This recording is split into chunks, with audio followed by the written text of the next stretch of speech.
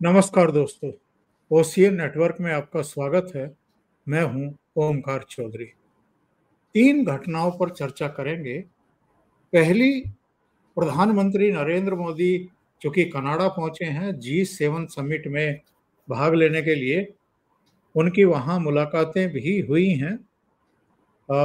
Italy की प्रधानमंत्री से हुई है, कनाडा के प्रधानमंत्री से हुई हैं, कुछ और साइडलाइन उनकी मुलाकातें हुई हैं और डोनाल्ड ट्रंप से भी हो सकती थी अगर वो प्रधानमंत्री नरेंद्र मोदी के वहां पहुंचने के बाद वॉशिंगटन के लिए रवाना ना होते। वैसे तो इसको लेकर के भी तमाम चर्चाएं हैं कि ऐसी भी क्या इमरजेंसी थी कि डोनाल्ड ट्रंप अपना दौरा कट शॉर्ट करके वॉशिंगटन लौट गए। इसको लेकर के बहुत सारी चर्चाएं हैं, लेकिन उसकी गहराई में हम नहीं जाएंगे। हम जो कंटेंट है हमारा वो है कि प्रधानमंत्री नरेंद्र मोदी के खिलाफ जिस तरीके से वहां पर सरे में और कुछ दूसरी जगहों पर खालिस्तानियों ने प्रदर्शन किए हैं, जिस तरह की नारेबाजी लगाई है, जिस तरह के उनके पोस्टर लगाए हैं, एक सवाल तो खड़ा होता है कि अगर वहां के प्रधानमंत्री ने ससम्मान हमारे प्रधानमंत्री को G7 समिट में आमंत्रित किया, तो फिर ये तमाशा वहां क्यों हो रहा है? क्या इसको नियंत्रित नहीं किया जा सकता था, या जानबूझ करके इन चीजों को हवा दी जाती है? और हवा दी जाती है तो इसके पीछे मंतव्य क्या है? दूसरी चर्चा करेंगे, ये आसिम मुनीर अमेरिका में क्या कर रहे हैं, वॉशिंगटन कैसे पहुंच गए, जबकि अमेरिका ने ये स्पष्ट किया था कि जो सैन्य परेड है 14 जून को, उसमें उनको आमंत्रित नहीं किया गया है और उनके खिलाफ वहां अच्छी खासी नारेबाजी भी हुई है। ये नारेबाजी करने वाले कौन लोग हैं, जरा इस पर भी चर्चा करेंगे। और तीसरा मुद्दा है इजराइल और ईरान के बीच का, क्योंकि डोनाल्ड ट्रंप कनाडा की अपनी यात्रा को बीच में छोड़ करके वॉशिंगटन जब रवाना हुए, तो फ्रांस के राष्ट्रपति ने एक तंज कसा कि शायद सीज फायर कराने के लिए गए हैं। और ये तंज मैं इसलिए शब्द का इस्तेमाल कर रहा हूं क्योंकि 20 जनवरी को जब इन्होंने शपथ ग्रहण की थी, तब इन्होंने दावे किए थे कि हम रूस और यूक्रेन के बीच भी सीज फायर करा देंगे, हम हमास और इजराइल के बीच भी सीज फायर करा देंगे।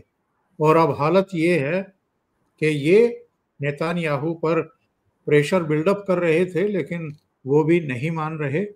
अब उन्होंने अपनी झेप मिटाने के लिए ये कहा कि मैक्रो जो है वो इसी तरह के हल्के बयानबाजी करने के लिए जाने जाते हैं। पर चर्चा तो है कि वो क्यों गए हैं और अगले 48 घंटे ईरान के लिए कितने अहम हैं, जरा इस पर भी चर्चा करेंगे। मेरे साथ टेरिटोरियल आर्मी के पूर्व chief lieutenant general A.K. Shrivastava sir जुड़ रहे हैं, युद्ध सेवा मेडल से अलंकृत और देश के ऐसे चुनिंदा अफसरों में से एक जिन्होंने अमेरिका से स्पेशल ट्रेनिंग ली हुई है। श्रीवास्तव सर, बहुत स्वागत है आपका। नमस्कार। नमस्कार चौधरी साहब। श्रीवास्तव सर, सबसे पहले तो मैं ये जानना चाहूंगा, हालांकि केंद्रीय मंत्री हरदीप पुरी ने बहुत हार्ड लाइन लेते हुए कहा कि ये किराए के टट्टू हैं, इनको जितना पैसा फेंको उतना ये हो हल्ला करते हैं, लेकिन इससे भी बड़ा सवाल तो ये खड़ा होता है कि कनाडा के प्रधानमंत्री ने व्यक्तिगत रूप से हमारे प्रधानमंत्री को फोन कॉल किया, उनको G7 समिट में हिस्सा लेने के लिए आमंत्रित किया, और इसके बावजूद जब प्रधानमंत्री वहां पहुंच रहे थे, पहुंचे भी नहीं थे, उससे पहले ही हमने बहुत गलत वीडियोस और जेस्चर देखे।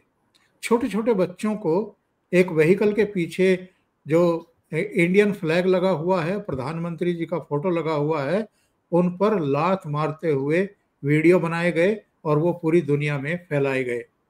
क्या ये चीजें नियंत्रित नहीं की जानी चाहिए थी कनाडा सरकार की तरफ से? हाँ बिल्कुल, देखो चौधरी साहब, इसमें कोई शक नहीं। पहले अभी हम देखते हैं कि भारत और कनाडा के जो रिलेशन हैं वो आज की तारीख में कितने हैं। देखो ये सच्चाई है, कुछ एक साल में, लास्ट 1-2 साल के अंदर भारत और कनाडा के रिलेशन में काफी जो एक प्रकार कड़वापन आया है, और उसकी वजह एक ही थी। जो जो पिछले जस्टिन ट्रूडो थे प्राइम मिनिस्टर, उनकी बेवकूफ़ी थी। उन्होंने भारत की तरफ उंगली उठाई कि जो हरजीत सिंह निज्जर है उसको मारने में भारत के एजेंट्स का इन्वॉल्व है, गवर्नमेंट एजेंट, जबकि उसने कोई एविडेंस नहीं दिया। भारत ने उसको कई शब्दों में बताया, अगर आपके पास कोई एविडेंस है तो आप दें, हम उसकी इन्वेस्टिगेशन करेंगे, मगर उसने नहीं दिया। और इसके बावजूद भारत और पाकिस्तान जो कनाडा के रिलेशन में काफी खटास आई।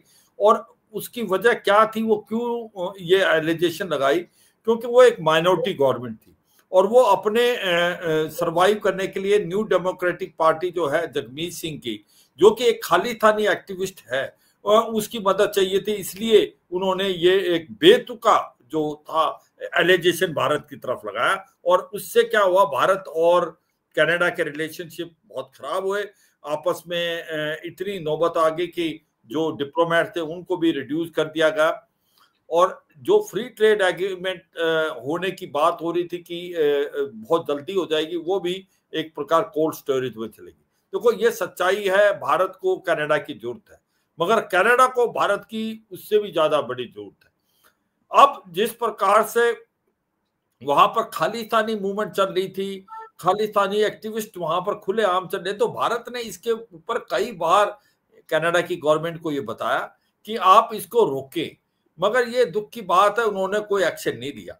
अब की बार जबकि प्रेसिडेंसी थी G7 की कनाडा के पास, तो जो अभी प्राइम मिनिस्टर है उनके मार्क कार्ने, वो भी उसी पार्टी के हैं और बैंकर थे। एक बैलेंस प्राइम मिनिस्टर सोचे जाते हैं, मगर हाँ ये भी सच्चाई है कि उन्होंने लास्ट मोमेंट पे भारत के प्रधानमंत्री को इनविटेशन दिया। प्राइम मिनिस्टर मोदी जो है 2019 के बाद हर बार इनविटेशन दिया जा रहा है एज अ स्पेशल इनवाइटी। उसकी वजह है कि भारत का कद और प्राइम मिनिस्टर मोदी की जो लीडरशिप है वर्ल्ड के अंदर की बहुत ज्यादा ऊंची है। तो अब वो प्रेशर उनका दूसरे लीडरों का भी था जो कि G7 के मेंबर्स हैं, कि भारत के प्रधानमंत्री तो इस फोरम में जरूरी होने चाहिए। मुझे लगता है उसके कारण उसने ज्यादा बुलाया है मार्क कार्ने ने। मगर दुख की बात यह है कि हमने सोचा था कि भारत और कनाडा के रिलेशनशिप दोबारा ट्रैक पे आएंगे, मगर जिस प्रकार का उन्होंने बर्ताव किया वो कोई खास लगता नहीं है। कोई ऐसा बर्ताव नहीं लग सकता जो कि एक सिविलाइज सोसाइटी करती है। एक आप उन एक्टिविस्ट जो खालिस्तानी एक्टिविस्ट हैं, ये सिख फॉर जस्टिस, जिसको GS पनून जो माने हुए खालिस्तानी टेररिस्ट हैं, उनको आप एक प्रकार से स्पेस दे रहे हो, उनको जगह दे रहे हो। और भारत के प्रधानमंत्री जब आने वाले हैं उस जगह में करीब करीब 200 से 300 गाड़ियों में, और ये खालिस्तानी जो भाड़े के टट्टू हैं इनको किया जाता है, तो ये बड़ी दुख की बात है। ये किस टाइप की डेमोक्रेसी है? अगर कल को जो कनाडा के प्राइम मिनिस्टर भारत में आते हैं तो हम भी खड़े कर सकते हैं ऐसे जो एलिमेंट्स है जो कनाडा के अंदर हैं। तो ये दुख की बात है, ये अपने पैरों पे खुद कुल्हाड़ी मार रहा है कनाडा, क्योंकि भारत के प्रधानमंत्री अभी ओपन माइंड से गए थे। वो चाहते थे कि कनाडा और भारत के रिलेशन सुधरें, और वो कहीं ना कहीं फ्री ट्रेड एग्रीमेंट की भी बात करते, जो दूसरा टूरिज्म की बात करते, ट्रेड के अंदर दूसरी बातें क्या थी, टेक्नोलॉजी, साइंस और गैस ऑयल की भी बात करते। मगर जिस प्रकार का बर्ताव किया है, मुझे लगता नहीं कि प्रधानमंत्री मोदी कहीं बायलैटरल भी करेंगे जो कनाडा के प्राइम मिनिस्टर से। तो मुझे लगता है एक बहुत ही अनप्रोफेशनल कंडक्ट किया है कनाडा ने, और कनाडा के प्राइम मिनिस्टर जो कि एक सेंसिबल हम सोचते थे प्राइम मिनिस्टर हैं, क्योंकि बैंकर थे, अच्छा काम करते, मगर दुर्भाग्य की बात है चौधरी साहब। और शिवाज साहब, ये डोनाल्ड ट्रंप जो अपनी यात्रा बीच में छोड़ करके वापस वॉशिंगटन लौटे हैं, उसको लेकर के भी तमाम चर्चाएं हैं। यहाँ तक चर्चा है कि चूंकि G7 के देशों में ही मत भिन्नता है, उनके टैरिफ वार को लेकर के भी, और इजराइल और ईरान के बीच जो कुछ चल रहा है, उसमें अमेरिका की भूमिका को लेकर के भी। तो जब अगले सेशन चलते G20 समिट के, तो जो सदस्य देश हैं और जो विशेष आमंत्रित हैं वो ट्रंप से कुछ कठिन सवाल पूछ सकते थे, इसलिए वो पतली गली से निकल लिए। हाँ, हो सकता है चौधरी साहब। देखो, ट्रंप की पर्सनैलिटी ऐसी है, वो पेरिस की जो क्लाइमेट डील थी उससे निकल के थे, joint comprehensive plan of action जो है उससे निकल के थे 2018 में। वो जो जितनी भी आप ये इस प्रकार की मीटिंग होती है उसमें एक दो दिन पहले जा सकते हैं, उनका अपना तरीका है काम करने का।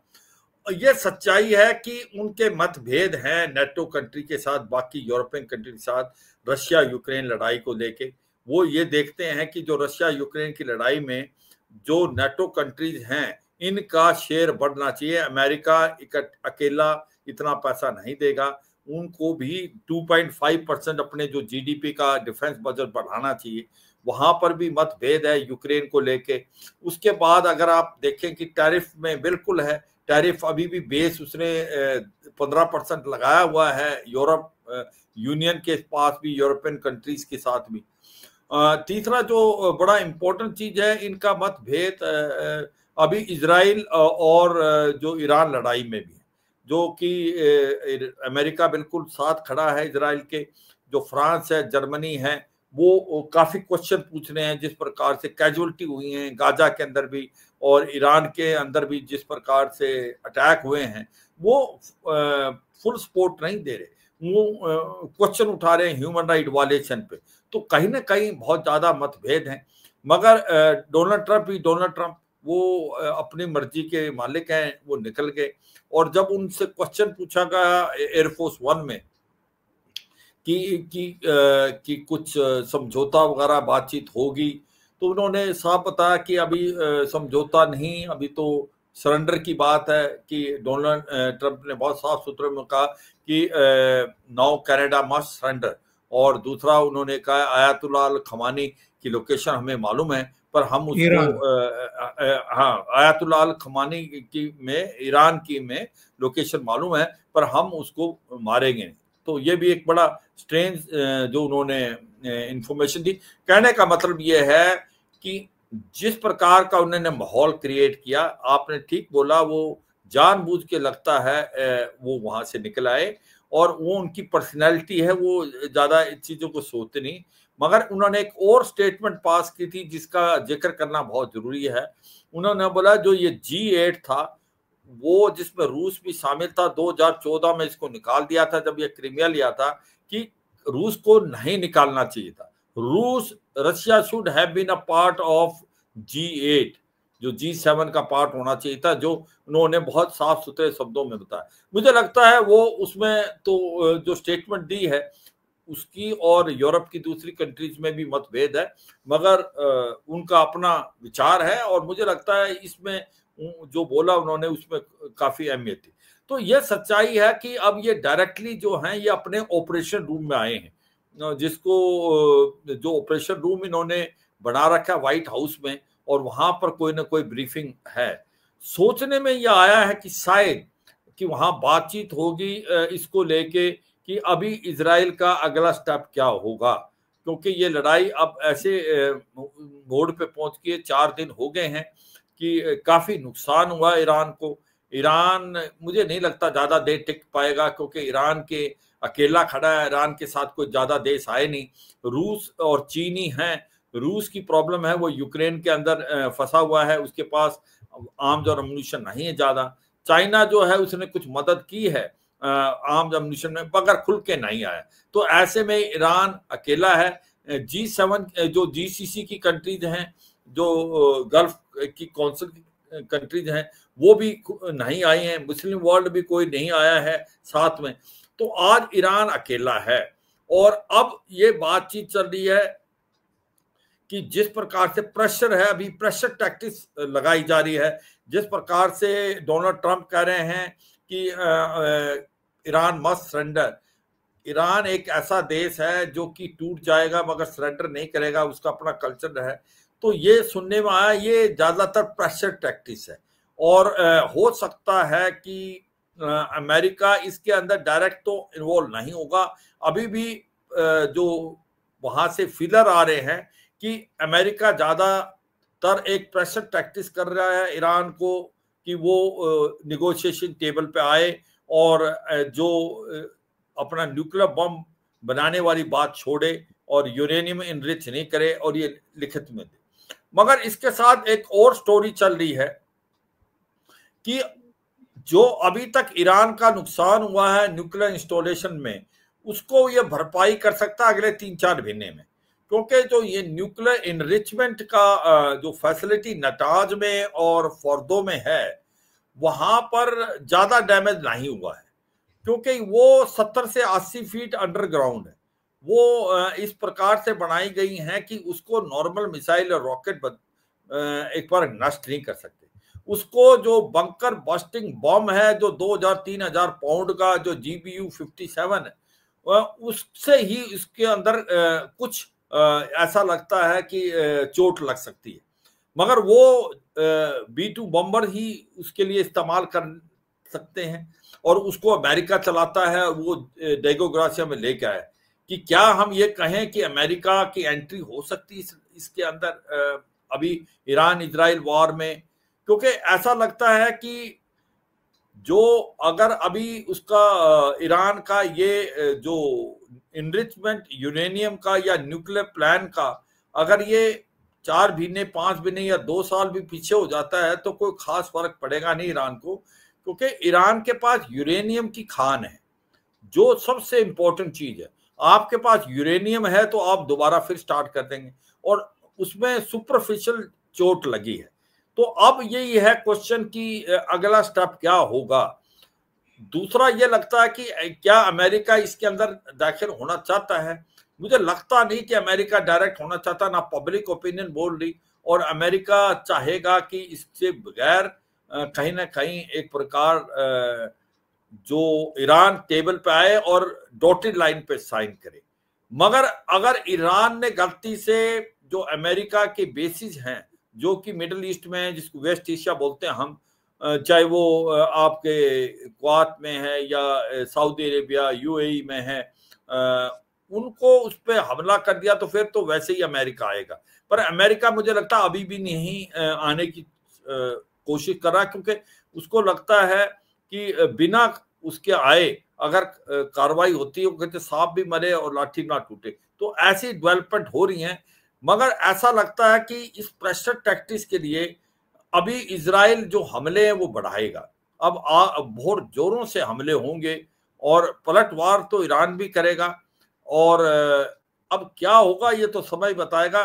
मगर ये सच्चाई है, ये अगले 48 घंटे इजराइल ईरान लड़ाई का बहुत क्रूशल है, और जो भी हम सोच रहे थे वो हर चीज वैसे नहीं हो रही, काफी बदलाव है और हमें भी बदलना है उसके साथ साथ। तो ऐसा लगता है कि ये 48 घंटे बहुत क्रूशल होने वाले हैं कि अब कितनी चोट ईरान को लगी, कितनी वो सहन कर सकता है, क्या पलटवार करेगा, ये जो बड़ी इंपॉर्टेंट चीज है। चौधरी साहब, ये तो ठीक है जनरल श्रीवास सर कि अमेरिका डायरेक्ट उसमें इन्वॉल्व नहीं होगा। अगर नहीं हुआ तो नतांज और फोर्दो दोनों ही जगह जो टारगेट अचीव करना चाहता है इजराइल, वो तो नहीं कर पाएगा। हाँ बिल्कुल बिल्कुल ठीक कह रहे हो आप कि अब इसमें ये देखना पड़ेगा कि क्या वो वाकई उसको डिस्ट्रॉय करना चाहते हैं या कि कोई ऐसा समझौता करें जिसमें आपका जो यूनाइटेड नेशन का वॉच डॉग है, जैसे कि IAEA international atomic energy agency, उसके सामने ये अंडरटेकिंग दे कि ये एनरिच नहीं करेंगे यूरेनियम 60% से ज्यादा वेपन ग्रेड, कि कोई ऐसी बात हो। अगर ये बिल्कुल ये सोचते हैं कि भाई हाँ हमने तो नतांज या फोर्दो में उसकी न्यूक्लियर फैसिलिटी को बर्बाद ही करना है, तो उसको तो बर्बाद आप जो बंकर बस्टिंग बम है उसके बगैर नहीं कर सकते, जो वो बिना GBU-57 अमेरिका की मदद के नहीं कर सकते। नहीं हो। बिल्कुल ठीक करो। उसमें आप सोचते हो कि फिर अमेरिका आएगा, मुझे लगता नहीं ऐसा होगा, क्योंकि अमेरिका अगर आ गया तो मुझे लगता है अमेरिका की ये सबसे बड़ी भूल होगी, क्योंकि डायरेक्ट इन्वॉल्वमेंट अभी पब्लिक ओपिनियन अमेरिका की बोलता है कि हम दूसरे देशों की लड़ाई में नहीं जाने चाहिए। और मुझे लगता है कि जो थानेदारी अभी अमेरिका कर रहा है वो भी नहीं कर पाएगा, फिर वो it will be now a part of the game, जैसे आज की तारीख में रूस नहीं कर पा रहा। तो मुझे लगता है कि जबकि अब उसका से ज्यादा है, क्योंकि वो डायरेक्टली इन्वॉल्व नहीं। जिस दिन उसकी इन्वॉल्वमेंट डायरेक्टली हो जाएगी, उसकी जो से है, उसकी रिस्पेक्ट मुझे लगता है कम हो जाएगी। मगर कुछ कह नहीं सकते, आपके पॉइंट में बिल्कुल दम है। अगर आपने उनको डेंट देना है, उनको पीछे करना है नटाज में भी और फोर्दो में, तो फिर आपको अमेरिका को अंदर आना पड़ेगा, या अमेरिका के ये वेपन वो चला सकते हैं, ये समय बताएगा, मगर इसमें दम है। पर मुझे अभी भी लगता है अमेरिका अवॉइड करेगा, अमेरिका एक ऐसा कुछ समझौता कराएगा जिससे कहीं राइटिंग में दे। और वो बातचीत चल रही थी, ऐसा नहीं कि नहीं चली। ओमान में छठी तरह की बात हो सकती। हाँ ये है, ईरान उसको इतना सीरियस नहीं था। Iran has over estimated it's capability.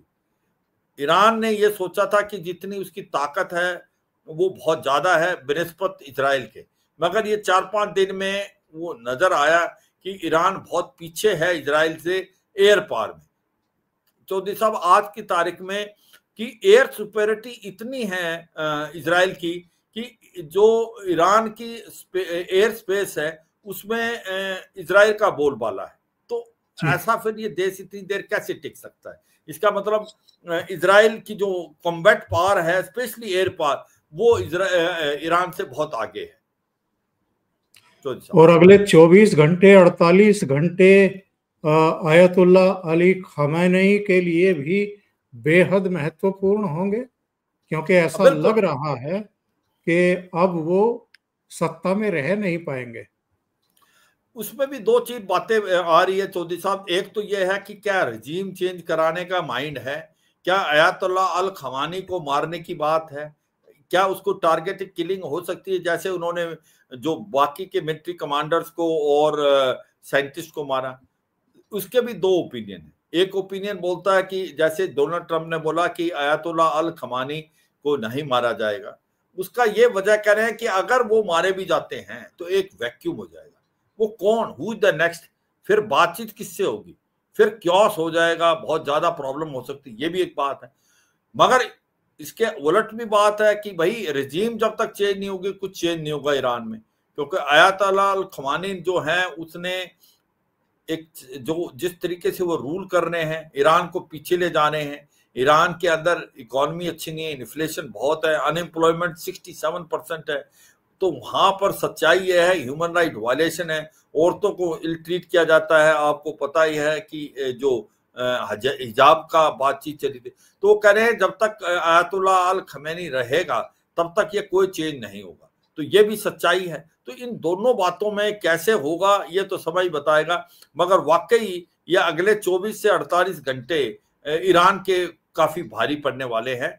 और ये लड़ाई में जैसे हम सोच रहे थे शायद इसके अंदर जल्दी ही गिरावट आएगी, ऐसा लग नहीं रहा। अब ये फाइनल फेज होगा और अमेरिका इसका क्या रोल प्लेगा, क्या अमेरिका सपोर्ट करेगा बाहर से जैसे अब कर रहा है, या ये डायरेक्टली इन्वॉल्व हो जाएगा, ये वक्त बताएगा। मगर ये है, अमेरिका ने 3 aircraft carrier group including USS निम्ति जो हैं वो लगा दिए हैं, और डिगो ग्रासिया में B-2 बॉम्बर भी हैं। इसके बाद रेड सी में भी उन्होंने अपने एयरक्राफ्ट कैरियर ग्रुप लगाए हुए हैं। तो इसका मतलब दबाव है, प्रेशर है। मुझे लगता है ये दबाव प्रेशर टैक्टिक ज्यादा करेगा अमेरिका बनिस्बत की डायरेक्टली इन्वॉल्व हो।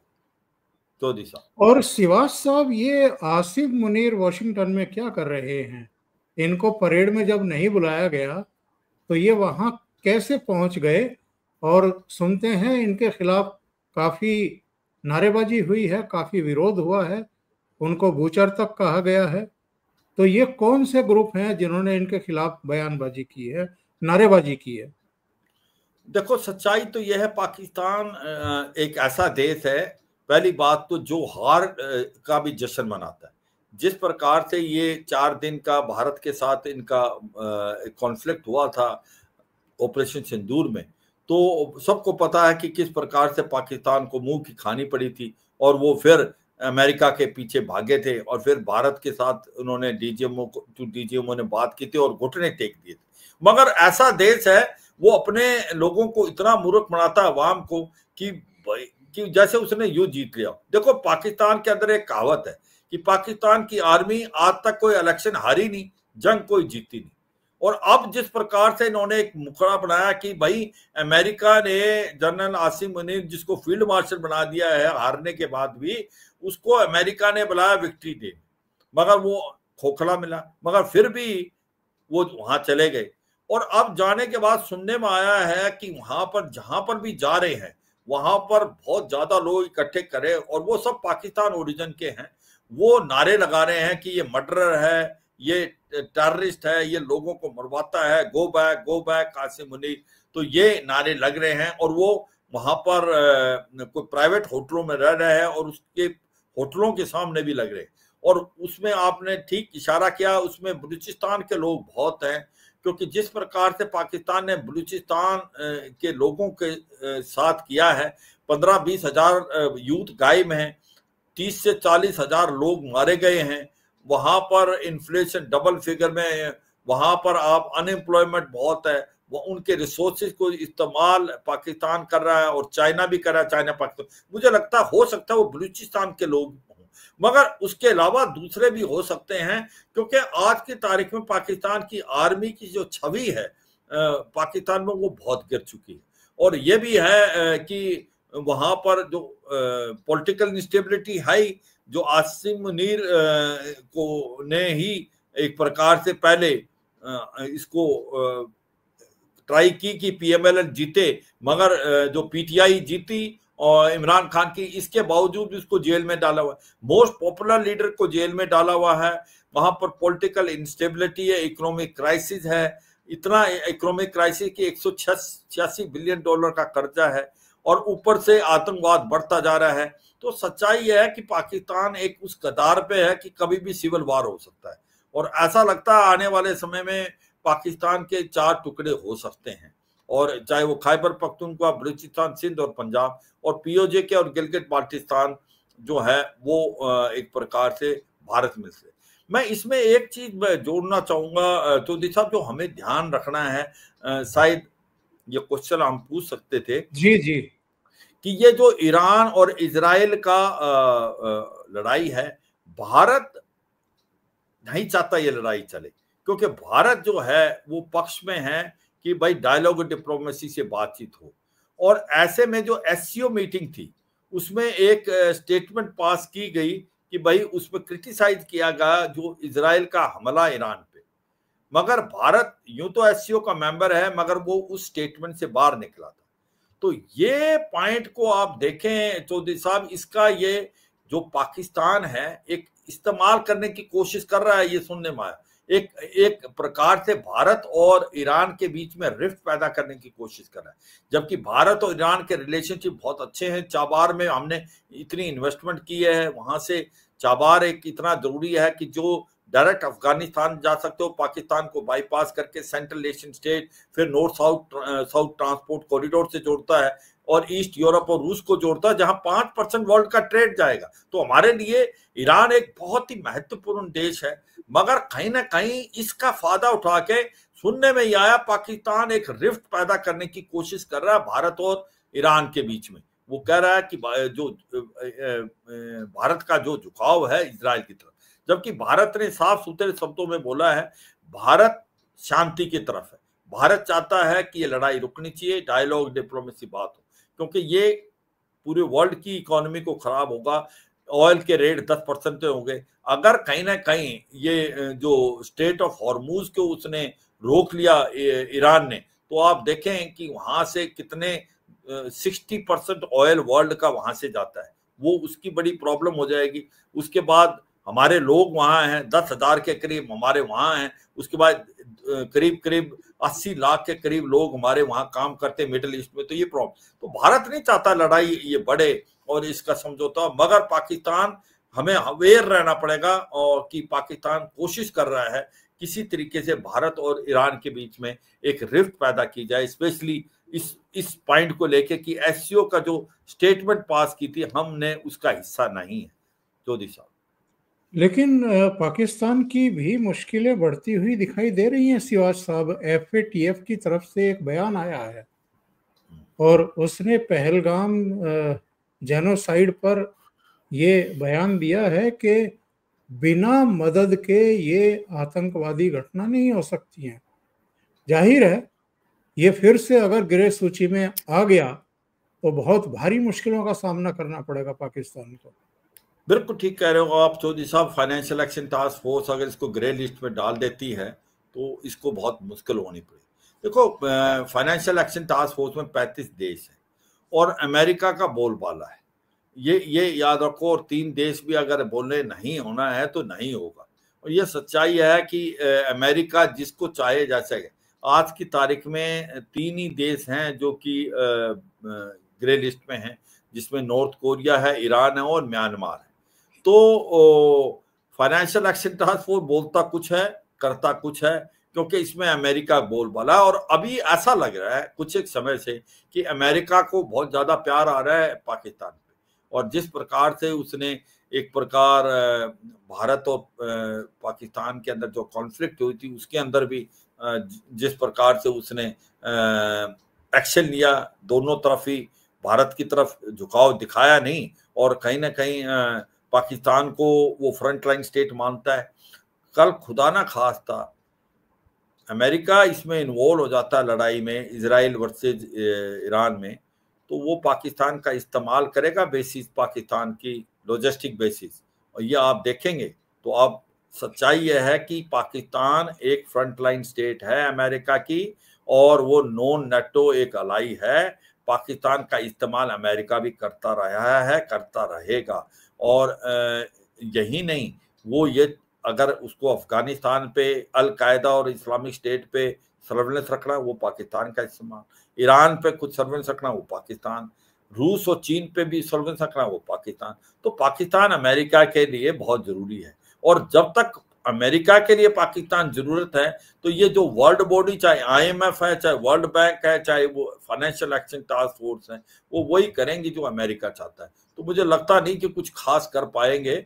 हाँ, ये सच्चाई एक बड़ी बोल्ड स्टेटमेंट दी थी जिससे भारत में काफी अच्छा लगा था कि वाकई ये रिकॉग्नाइज किया फाइनेंशियल एक्शन टास्क फोर्स ने कि जो चीज हुई पहलगाम में वो एक आतंकवादी हमला था और ये आतंकवादियों ने कराया था। चौधरी साहब, बहुत बहुत धन्यवाद शिवाज सर, आपने इतना समय निकाला ओशियन नेटवर्क के लिए और महत्वपूर्ण मुद्दों पर चर्चा की। Thank you so much. नमस्कार। थैंक यू चौधरी साहब। जय हिंद। जय हिंद सर।